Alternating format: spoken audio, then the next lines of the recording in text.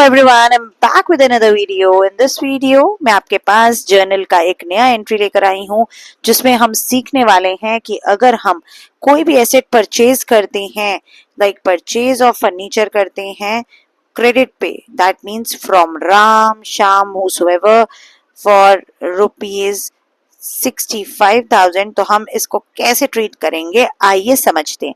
देखिए, सबसे पहले डिफरेंस समझना क्वेश्चन में बहुत जरूरी है कि क्वेश्चन हमें कह क्या रहा है। अगर यहाँ लिखा होता purchase of furniture for cash ₹65,000 तो समझ आता कि जी कैश पे हमने परचेज किया। अगर लिखा होता परचेज फर्नीचर फ्रॉम श्याम या Ram for ₹65,000 for cash, that means वो भी कैश पे होता। लेकिन इस ट्रांजेक्शन में हमें ऐसा कुछ नहीं बताया कि फॉर कैश है कि नहीं है, तो हम कैसे मानेंगे कि ये फॉर कैश है या क्रेडिट है।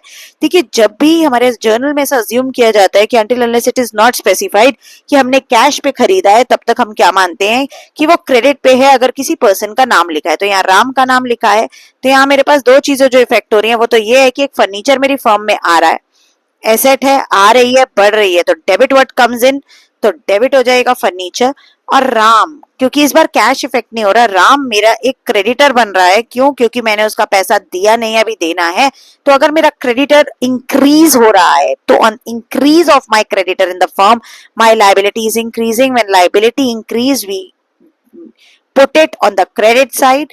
देयरफॉर मेरी एंट्री यहाँ पे क्या हो जाएगी जर्नल की, furniture account debit to Ram या राम्स अकाउंट, और इसके डेबिट के सामने डेबिट का अमाउंट, क्रेडिट के सामने क्रेडिट का अमाउंट, और नीचे लिख देंगे नरेशन बीइंग फर्नीचर परचेज और being purchased furniture from Ram. That's it. बस डिफरेंस क्या है कि पहले क्वेश्चन जो हमने किया था उसमें हमने कैश पे परचेज किया था, तो हमने कैश स्पेसिफाई किया था, लेकिन अब की बार हम कैश पे नहीं खरीद रहे हैं, क्रेडिट पे खरीद रहे हैं, इसलिए हम यहाँ पे क्रेडिटर का नाम स्पेसिफाई कर रहे हैं। वीडियो पसंद आई हो तो शेयर कीजिए, लाइक कीजिए और चैनल को सब्सक्राइब कीजिए। Thank you.